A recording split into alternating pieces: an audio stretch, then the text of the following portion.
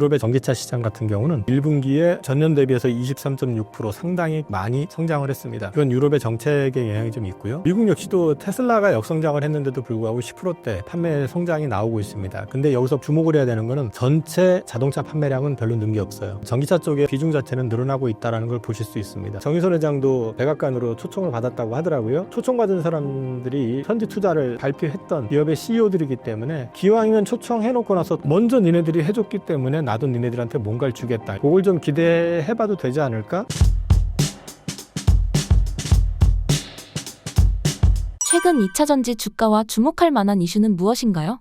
2차전지 주가는 별로 반등 못하고 여전히 바닥에서 기고 있고요. 근데 이제 업황을 놓고 봤을 때 전방 산업인 전기차 시장 같은 경우는 유럽 같은 경우는 1분기에 전년 대비해서 23.6% 상당히 많이 성장을 했습니다. 이건 유럽의 정책의 영향이 좀 있고요. 또 미국 역시도 테슬라가 역성장을 했는데도 불구하고 10%대 판매 성장이 나오고 있습니다. 근데 여기서 주목을 해야 되는 거는 전체 자동차 판매량은 별로 는 게 없어요. 그러니까 전기차 쪽의 어떤 비중 자체는 늘어나고 있다는 걸 보실 수 있습니다. 그런데 이제 여기서부터 문제는 유럽 시장이 저렇게 성장을 했음에도 불구하고 유럽의 현지에 공장이 있는 삼성 SDI나 SK온 같은 경우 실적이 별로 좋지 않을 거고요. 마찬가지로 관련돼 있는 밸류체인 실적도 그냥 고만고만할 거예요. 이유는 중국산 배터리가 그 시장을 장악을 했고 그쪽이 굉장히 크게 매출이 올라왔다라는 거죠. 그래서 이번 성장에서 크게 도움을 받지를 못했다 말씀을 드릴 수 있을 것 같고요. 업체별로 보면은 이제 포스코 피처엠 같은 경우가 이제 소폭 영업 흑자 나왔는데요. 회사에서도 밝혔지만은 숫자 업사이드는 좀 제한적이다. 라고 이제 얘기를 하고 있고 그 얘기는 무슨 얘기냐면 바닥은 전체적으로 봤을 때 매출 바닥은 확인된 것 같은데 이때부터 매출이 쫙 늘어나면서 올라야 되는데 이게 완만할 것 같다라는 거거든요. 포스코 홀딩스 같은 경우는 리튬 공장 준공을 아예 연기를 했습니다. 내년으로. 그리고 컨퍼런스콜에서 2차전지 소재 적자가 올해 계속 될 것 같다라고 얘기를 했고요. 여기에 이제 더해가지고 최근에 CATL이 나트륨 배터리 개발 하면서 연말에 양산한다. 5분만 충전하면 520km를 주행할 수 있다. 사실 이 정도면은 거의 내연기관 자동차급이거든요. 보통 우리가 주유소에서 주유를 해도 1, 2분에 뚝딱 되는 경우는 없잖아요. 다 채운다고 그러면. 그런데 뭐 그게 되는지 여부는 사실은 이쪽이 좀 버퍼가 많다 보니까 근데 나중에 확인해 봐야 되는 문제이긴 하지만 어찌됐든 간에 지금 이제 CATL의 연구 인력도 많고 어찌됐든 지금 주도해 나가려고 하는 모습들은 눈에 보이니까 우리나라 업체들은 좀 긴장을 좀 해야 될 상황이다 라고 말씀을 드릴 수 있을 것 같고요. 최근에 이제 이슈라고 하면 한국판 IRA 관련해 가지고 조세특례 제한법 개정안을 내놓겠다라고 이제 소위 말해서 대선과 관련해가지고 이슈들이 좀 되고 있고요. 이거는 이제 투자세액 공제를 갖다가 해주는 게 아니라 현금으로 돌려주는 이런 거기 때문에 이게 나온다 그러면 우리나라 2차전지 업체들한테는 좀 숨통이 트이는 역할은 될 것 같습니다. 그리고 오늘 에코프로 BM이 실적 발표가 났어요. 영업이익이 20몇 억이 나왔던데요. 매출도 뭐 감소하고 그랬는데 흑자가 나왔다라는데 의의를 두는 쪽도 있기는 한데 그 정도 흑자는 사실은 큰 의미는 없어요. 그러니까 이제 어떻게 보면은 흑자를 내기 위해서 맞춘 걸 수도 있고 어찌됐든 뭐 적잖은 것보단 좋긴 하지만은 뭐 시장에서 기대하는 눈높이보다는 좀 못한 것 같고 그 다음에 이제 컨퍼런스콜 내용을 종합해서 보면은 올해 내내 좀 견조하게 하반기로 갈수록 올라갈 것 같다라고 기대를 하고 있습니다. 근데 이제 제가 봤던 느낌으로 봤을 때는 에코프로 BM 같은 경우는 성장이 나오려고 그러면 결국 유럽 쪽에서 나와야 되거든요. 그러면 유럽의 전방 업체들이 매출이 좀 올라와야 될 것이고 그럼 그 전방 업체의 전방 업체인 유럽 자동차 이런 쪽에서 이제 숫자가 좀 올라와 줘야 되는 그림이 나오는데 지금 봐가지고는 이제 공장 가동이라든지 또는 이제 매출과 관련된 걸 종합해 보면은 올해는 아까 앞서 말씀드렸던 포스코 퓨처엠처럼 전체 매출에서 바닥은 나온 것 같은데 이거 역시 돌아서는 게 드라마틱할 것 같지는 않습니다. 오히려 유럽 쪽은 매출 성장이 나온다는 거는 한 27년은 돼야지 본격적으로 좀 나오지 않을까? 그리고 이제 미국 쪽 같은 경우는 이제 한 가지 딜레마가 이제 캐나다 쪽에 공장 짓고 있던 걸 일단 중단하는 분위기거든요. 그거는 캐나다에 대해서 트럼프 대통령이 관세 부과 문제가 좀 제기가 되는 거고요. 관세를 만약에 부과를 받은 상태에서 거기서 공장을 지어가지고 가동을 해서 돌려가지고 물건을 관세를 받고 미국으로 들여보낸다고 하면은 한국에서 만드는 게 더 저렴할 수도 있습니다. 그래서 그거는 좀 지켜봐야 될 이슈인 것 같고 그래서 최근에 나왔던 내용들을 종합해보면 2차 전지는 업황 전체로 놓고 봤을 때는 유럽 쪽에서 좀 올라오는데 그게 중국이 수혜를 많이 가져갔고 미국 쪽은 올라오기는 했는데 생각처럼 우리나라 업체들한테 크게 수혜가 되진 않았다. 그 대신에 이제 앞으로 미국 쪽에서는 관세 이슈들을 붙여가지고 중국산 배터리가 들어오지 못하게 한다라는 측면에서 놓고 봤을 때는 중기적으로는 우리한테 플러스 알파가 될 것 같기는 하다. 근데 업황 전체로 놓고 봐서 최근에 실적 발표를 했던 기업들의 실적과 컨퍼런스콜 내용을 종합해보면 올해는 드라마틱한 상승보다는 바닥을 찍고 바닥에서 완만하게 올라오는 그림이 되지 않을까 싶습니다.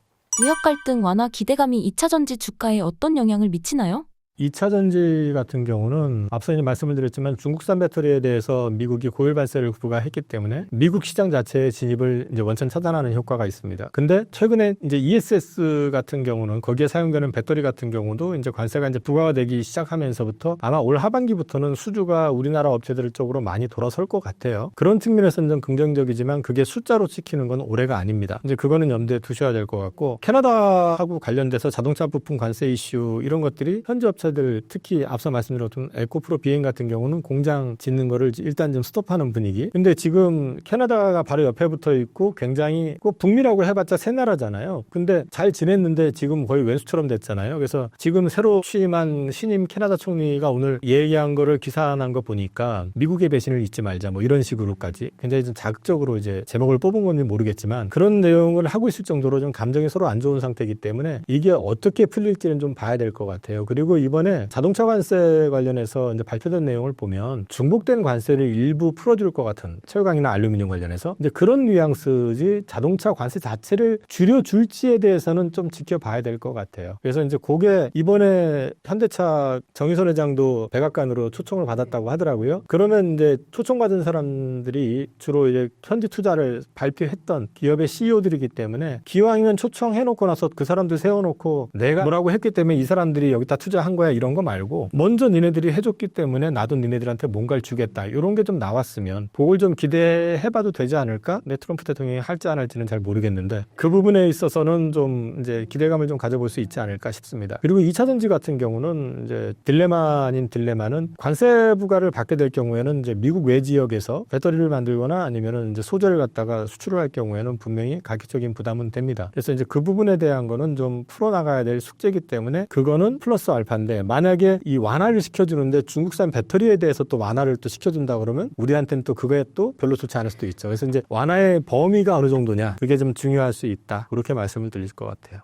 일론 머스크의 경영 복귀로 인한 2차 전지 주가는 어떻게 전망하시나요?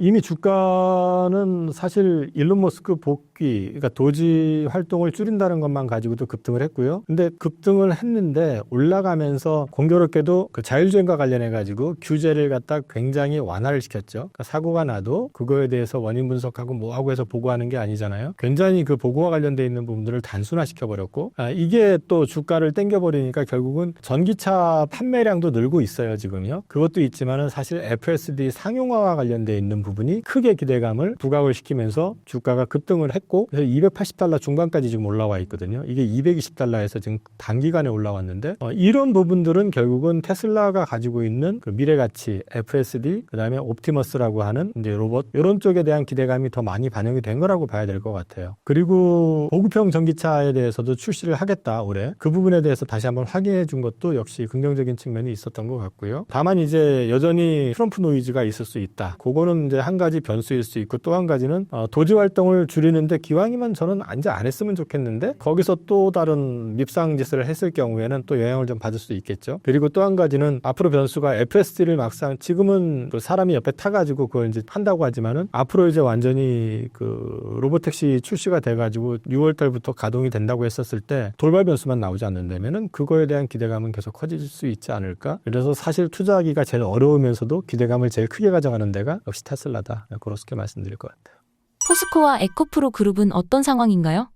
컨퍼런스콜 기준으로 말씀을 드릴게요. 포스코 같은 경우는 이제 포스코라고 하는 철강 회사가 있는데 그게 주력이거든요, 현재는요. 근데 그쪽은 이제 철강 가격은 안정세를 보일 거라고 보고 있는 것 같고 더 나빠질 건 제한적이다. 현대차 그룹하고 전략적인 동반 진출을 통해 가지고 이제 미국 들어가는 거 이런 건 참 긍정적인 것 같고요. 그다음에 1분기에 구조조정을 통해 가지고 한 2,866억 정도 현금을 만들었다. 역시 우주 긍정적인 시그널로 보입니다. 25년도 캐펙스 투자 관련돼 가지고는 철강 쪽이 3조 8천억, 에너지 소재가 3조 정도, 에너지 쪽 투자 비중을 약간 조절하는 느낌? 근데 지금 돌아서는 그림이 아닌데 여기에 너무 많은 돈을 투하하게 되면 그만큼 재무적으로 부담이 되니까 잘하는 분위기라고 저는 생각을 해요. 그 다음에 이제 염수 공장, 이 준공 관련해가지고 3분기에서 내년 1분기로 아까 옮긴 거, 그 말씀 드렸죠. 그거는 역시 마찬가지로 자금 집행, 투자 일정 조정을 통해가지고 기업의 어떤 체력을 좀 안정화시키는 작업이다 생각해서 긍정적으로 봅니다. 근데 이제 나트륨 관련해가지고는 아직까지는 좀 포스코 퓨처 시초엠에서는 지켜보겠다. 그 정도 수준이라서